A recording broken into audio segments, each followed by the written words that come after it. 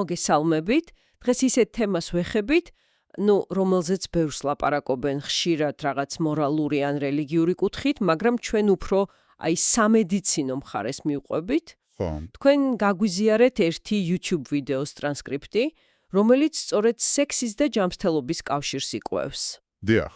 ხო და ჩვენი მიზანია, რომ ამ მასალიდან მთავარი ფაქტები ამოვკრიფოთ, ვნახოთ კვლევები რას ამბობს, რა ვიცი, გავიგოთ მეცნიერება რას გვეუბნება ამაზე, გამრავლების ფუნქციის იქით.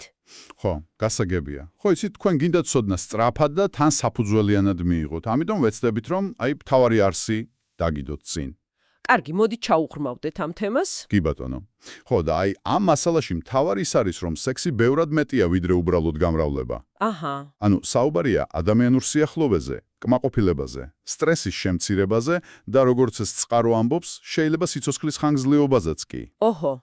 აქ ჰორმონებიც არის ნახსენები ოქსიტოცინი, დოფამინი, რომლებიც სქესობრივი აქტის დროს გამოიყოფა და ქმნის იმ კავშირის სიმშვიდის კმაყოფილების შეგრძნებას, რაც ზოგადად კარგად ყოფნისთვის ძალიან მნიშვნელოვანია. ანუ პირველივე პუნქტი ეგ არის, რომ სექსი მარტო ბავშვების გასაჩენად არ არის. კი, ზუსტად. ვიდეოშიც ამბობენ, რომ ადამიანები და ზოგი ცხოველიც, ბონობოები ახსენეს, რეპროდუქციული ასაგის მერეც ჩვეულებრივ აქვთ სექსი. დიახ. ეს უკვე გვაფიქრებინებს, რომ სხვა ფუნქციებიც აქვს, რაღაც სოციალური კავშირების გამყარება, სტრესის მოხსნა, პარტნიორთან ურთიერთობის განმტკიცება და, როგორც ვთქვით, ოქსიტოცინი და დოფამინი ამის ბიოლოგიური საფუძველია. ხო, და აქ ერთ-ერთი, ჩემი აზრით, ყველაზე საინტერესო ნაწილი ეხება ერთ დიდ კვლევას მამაკაცებზე, შედეგები მართლა შთამბეჭდავია. აბა? ანუ იმ კაცებს, ვისაც ამ კვლევით ჰქონდათ რეგულარული სექსი პარტნიორთან კვირაში ორჯერ ან მეტად, ესე აკონკრეტებენ, მომდევნო 10 წლის განმავლობაში სიკვდილიანობის რისკი 50%-ით ნაკლები ჰქონდათ. ნახევარით, 50%-ით, ეს ხო რაღაც უზარმაზარი სხვაობაა რა? კი, ნამდვილად. და რაც კიდევ უფრო საინტერესოს ხდის, როგორც მასალაში წერია, ის არის, რომ ის კავშირი შენერჩუნდა სხვა ფაქტორების გათვალისწინების მერეც, ხო? ხო, ზუსტად. ანუ მკვლევარებმა გაითვალისწინეს, ზოგადი ჯანმრთელობა, მოწევა, რაღაც სოციალურ-ეკონომიკური მდგომარეობა და ასე შემდეგ, მაგრამ მაინც სექსის სიხშირესა და სიცოცხლის ხანგრძლივობას შორის კავშირი სტატისტიკურად მყარი დარჩა. ანუ ეს გვეფიქრებინებს, რომ შეიძლება უბრალოდ დამთხვევა არც არის და მართლა აქვს რაღაც პირდაპირი დამცავი ეფექტი კაცის ჯანმრთელობაზე. კი, რაღაც ეგეთი ჩანს.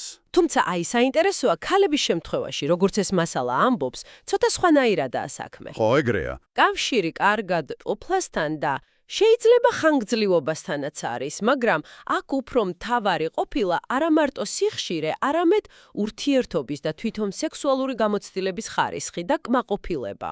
აჰა, ანუ ხარისხი. ხო, ანუ ქალისთვის ამ მონაცემებით მიღებული კმაყოფილება უფრო მნიშვნელოვანი ფაქტორია, ვიდრე უბრალოდ აქტების რაოდენობა. ეს იგი რას ნიშნავს ეს თქვენთვის? ეს ხაზუსვამს, რომ ინტიმური კავშირი და მისი ხარისხი ძალიან მნიშვნელოვან როლს თამაშობს საერთო კმაყოფილებაში და ალბათ ჯანმრთელობაშიც. ნამდვილად. ეს კმაყოფილების ფაქტორი აქ მთავარი ჩანს, განსაკუთრებით ქალებთან. ეს გვაფიქრებინებს, რომ მარტო ბიოლოგია არ არის, ფსიქოლოგიური და ემოციური მხარეც უდიდეს როლს თამაშობს. გასაგებია. ანუ მარტო ფიზიკური აქტი არაა, რაღაც კომპლექსური პროცესია. ზოგი ალბათ გეცნობათ.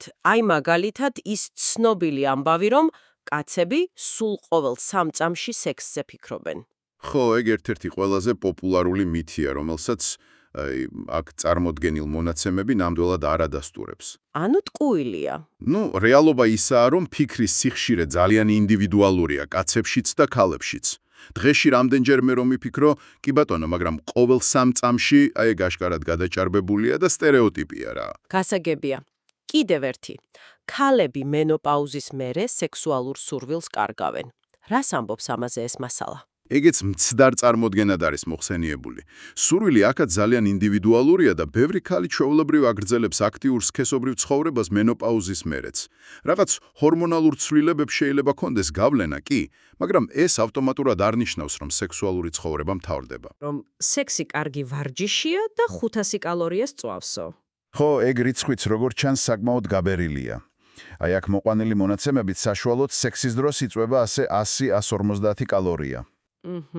ეს დაახლოებით იგივეა, რაც 20 წუთი რომ გაისიერნოს საშუალო ტემპით რა. სასიამოვნოა რა თქმა უნდა, მაგრამ რაღაც მარათონის ეფექტს ნუ ველოდებით. გასაგებია. შემდეგი პუნქტი, რომელიც შეიძლება ბერმა არ იცოდეს. მენსტრუაციის დროს დაორსულება შეუძლებელიაო. ხო, კვლევების მიხედვით ეგეც მითია. მართალია შანსი ბევრად დაბალია ვიდრე ციკლის სხვა დროს, მაგრამ ნამდვილად ნული არ არის. უი. იმიტომ რომ სპერმატოზოიდის შეუძლია ქალის ორგანიზმში რამდენიმე დღე იცოცხლოს, ამიტომ თეორიულად შესაძლებელია. ეს მნიშვნელოვანია. ახლა სპორტსმენებისთვის საინტერესო თემა. რომ ამბობენ, სექსი შეჯიბრის წინ ასუსტებსო. ხო, ამ ვიდეო ტრანსკრიფტში მოყვანილი კვლევები მაგასაც ეწინააღმდეგება. როგორც ჩანს, წინა ღამით სექსი ცუდ გავლენას არ ახდენს სპორტულ შედეგებზე, არც ძალაზე, არც გამძლეობაზე, არც რეაქციაზე. აჰა. ზოგი მონაცემი იმაზეც კი მიანიშნებს, რომ პირიქით შეიძლება დაეხმაროს მოდუნებაში, გონებრივ სტაბილურობაში შეჯიბრის წინ. და ბოლოს კიდევ ერთი სტერეოტიპი. კაცებს ყოველთვის უნდათ სექსი. ეგეც ერთ-ერთი იმ მითთაგანია, რომელიც რეალობას არ ასახავს. სურვილი, ანუ ლიბიდო, ცვალებადია ქალებშიც და კაცებშიც. დამოკიდებულია ბევრ ამაზე, ჯანმრთელობაზე, სტრესზე, ურთიერთობაზე და ასე შემდეგ. ხო. როგორც მასალაშია ნათქვამი, კაცებიც ხშირად აწყდებიან სექსუალურ პრობლემებს, განსაკუთრებით 40 წლის მერე, რაზეც ცოტა მერე უფრო დაწვრილებით ვილაპარაკებთ. ხო ხედავთ, ეს მითები ხშირად რაღაც კულტურული სტერეოტიპებიდან მოდის და არა ბიოლოგიიდან. ეს კიდევ გვაფიქრებინებს, რამდენად ვართ ამ სოციალური წარმოდგენების გავლენის ქვეშ, არა? მართლა საინტერესოა, როგორ ჯდება ეს დარგვადგენები ჩვენს გონებაში. კარგი, ახლა გადავიდეთ კონკრეტულ დადებით ეფექტებზე, რომლებსაც ეს მასალა აღწერს. აი აქ უკვე მართლა საინტერესო ხდება, იმიტომ რომ ჯანმრთელობის სარგებელზეა ლაპარაკი, თან ხელშესახებზე. დავიწყოთ იმუნური სისტემით. კი ბატონო. ხო, წარმოდგენილი კვლევები ამბობს, რომ იმუნოგლობულინი E, ანუ EGA, იმატებს იმ ხალხში, ვისაც კვირაში ერთხელ ან ორჯერ აქვს სექსი. EGA რა არის? ეს არის ანტისხეული, რომელიც ლორწოვან გარსებს იცავს, ანუ ჩვენი თავდაცვის პირველი ხაზია რა. და საინტერესოა აქცენტი სიხშირეზე, ანუ კვირაში 1-2 აქტი თითქოს ამ იმუნურ მაჩვენებელთან ყველაზე კარგ კავშირშია. აჰა, ანუ არც მეტი, არც ნაკლები. ნუ ამ მონაცემებით ეგრე ჩანს. და თან კოცნაზეც არის საუბარი, რაღაც მინი ვაქცინაციის ეფექტი აქვსო. მიკრობების მცირე დოზებით გაცვლა ასტიმულირებს იმუნიტეტსო.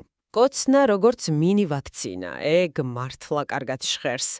შემდეგი, კაცებისთვის განსაკუთრებით, პროსტატის კიბოს რისკის შემცირება.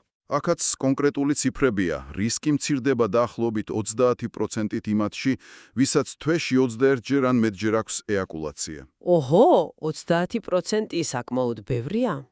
კი, სოლიდური მაჩვენებელია და რაღაც პრევენციულ ფაქტორზე მიუთითებს.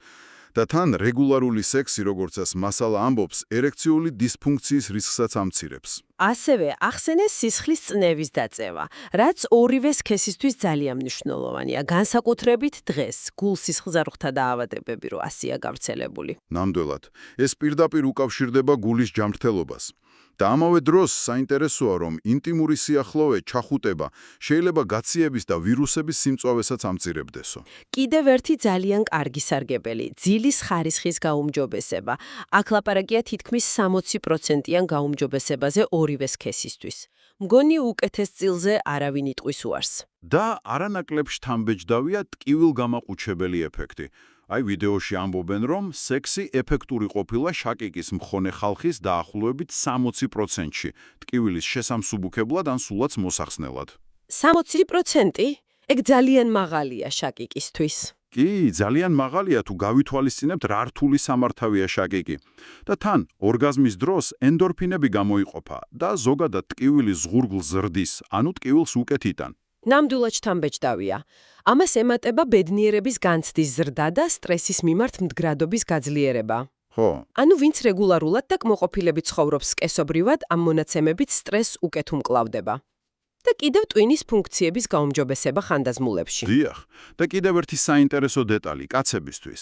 NK უჯრედების, ანუ ბუნებრივი მკლელი უჯრედების დროებითი აქტივაცია ეაკულაციის შემდეგ. ეგ რას ნიშნავს? ეს იმუნური სისტემის უჯრედებია, რომლებიც სიმსივნურ და ვირუსიან უჯრედებს ებრუზიან. ანუ იმუნიტეტის სტიმულაციის კიდევ ერთი მექანიზმი ჩანს. და ისევ კოცნას რომ დაუბრუნდეთ, ალერგიებსაც ამცირებსო. ვაუ! თუ ამ ყველაფერს ერთად შევხედავთ, მართლა არ არის ეს რაღაც უმნიშვნელო ეფექტები. ეს ხომ ჯანმრთელობის მთავარ სფეროებს ეხება: იმუნიტეტი, კიბოს პრევენცია, გული, ტკივილი, ფსიქიკა, ტვინიც კი. თითქოს ყველაფერზე მოქმედებს დადებითად. ზუსტად ასეა. და მნიშვნელოვანია კიდევ ერთხელ ვთქვათ, რომ ეს მასალა სულ ხაზოს სვამს რეგულარული და დამაკმაყოფილებელი აქტივობის მნიშვნელობას.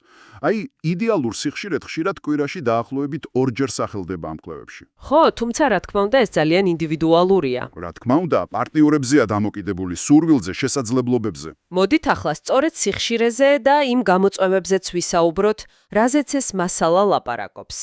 მონაცემებით, 20-დან 40 წლამდე კაცებში ხშირია კვირაში 2-3 ჯერ სექსი. საშუალოდ. ხო, საშუალოდ. მერე უკვე 40 წელს ზემოთ სტატისტიკურად სიხშირე იკლებს. მასალის მიხედვით ბევრისთვის ეს კვირაში ერთხელ ან უფრო იშვიათია. 60 წლის ზემოთ კიდევ უფრო იკლებს. შეიძლება თვეში 2-3 ჯერ იყოს. და წყარო იმასაც ამბობს, რომ ქალების სიხშირე ცვალებადია, მაგრამ ხშირად პარტნიორის სიხშირეს ემთხვევა ხანგრძლივ ურთიერთობებში.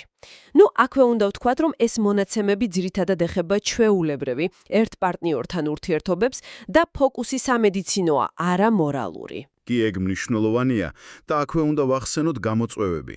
კაცების შემთხვევაში ყველაზე ხშირად ერექციული დისფუნქცია სახელდება. მონაცემებით 60 წლისთვის კაცების დაახლოებით ნახევარს რაღაც დონის სირთულე აქვს. პრობლემები კი ხშირად 40 წლის მერე იწყება. კიდევ ნახსანებია ნაადრევი ეაკულაცია და ლიბიდოს, ანუ სურვილის დაქვეითება. ქალების შემთხვევაში კი მთავარ პრობლემად ამ მასალაში ლიბიდოს დაქვეითებაა დასახელებული. ციფრები აქაც სერიოზულია, 60-დან 40%-მდე ქალს აწუხებსო. ხო, ვიდეოში პირდაპირ ამბობენ, თვითქმის ყოველ მესამე ქალს სექსი არ უნდა.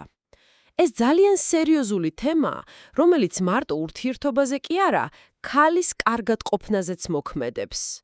და კიდევ ორგაზმის მიღწევის სირთულეც ახსენეს. და რაც მთავარია, ეს მასალა ამ პრობლემებს უყურებს არა როგორც რაღაც პირადულ მარცხს, არამედ როგორც ჯანმრთელობის საკითხებს, რომლებსაც ყურადღება სჭირდება, ხანდახან სამედიცინო ჩარევაც კი. ხო, ეს კიდევ ერთხელ აჩვენებს, რა მჭიდროდაა სექსუალური ჯანმრთელობა დაკავშირებული ჩვენ ზოგად ფიზიკურ და მენტალურ მდგომარეობასთან. ნამდვილად. მოდით შევაჯამოთ მაშინ. ამ YouTube ვიდეოს ტრანსკრიფტზე დაყრდნობით, მთავარი სათქმელი ეს არის. რეგულარული დამაკმაყოფილებელი სექსუალური ცხოვრება გამოდის, რომ არაა მარტო სასიამოვნო რამ, არამედ ჯანმრთელობის მნიშვნელოვანი ნაწილია. გებატონო. მასალა პირდაპირ მიუთითებს ბევრ დადებით ეფექტზე იმუნიტეტი, გული, სტრესი, ტკივილი და პოტენციური კავშირი სიცოცხლის ხანგრძლივობასთანაც კი, განსაკუთრებით კაცებში. ეს კეთილდღეობის ისეთი მხარეა, რომელსაც შეიძლება ხშირად არ ვაქცევთ საკმარის ყურადღებას. ხო. ზუსტად. მაშ რას ნიშნავს ეს ყველაფერი თქვენთვის? ეს გვიბიძგებს, რომ სექსუალური ჯანმრთელობა დავინახოთ როგორც ჩვენი საერთო ჯანმრთელობის განუყოფელი და ძალიან მნიშვნელოვანი ნაწილი.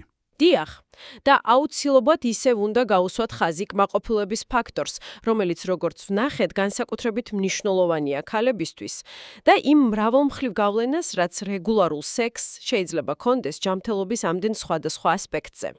და კიდევ ერთხელ შეგახსენებთ, ჩვენი დღევანდელი საუბარი და ეს მასალა, რასაც დავეყრდენით, ფოკუსირებული იყო მხოლოდ სამედიცინო და ბიოლოგიურ მხარეზე, ყოველგვარი მორალური შეფასებების გარეშე. და ბოლოს, როგორც ყოველთვის, ერთი საფიქრავლი თქვენთვის, რომელიც ამ მასალიდან გამომდინარეობს, თუმცა პირდაპირ არ არის ნახსენები. თუ ეს წყარო ამდენ მნიშვნელოვან ჯანმრთელობის სარგებელზე ლაპარაკობს, რომელსაც ხშირად არ ვაღიარებთ ან საჯაროდ არ განვიხილავთ, ხომ არ შეიძლება, რომ საზოგადოებაში არსებული რაღაც ტაბუები, ან სექსუალურ თემებზე ლაპარაკის უხერხულობა, ან უბრალოდ ინფორმაციის ნაკლებობა უნებლიეთ გვართმევს შესაძლებლობას, რომ სრულად ვისარგებლოთ კეთილდღეობის ამ ბუნებრივი და, როგორც ჩანს, საკმაოდ ძლიერი ფაქტორით. დაფიქრდით ამაზე.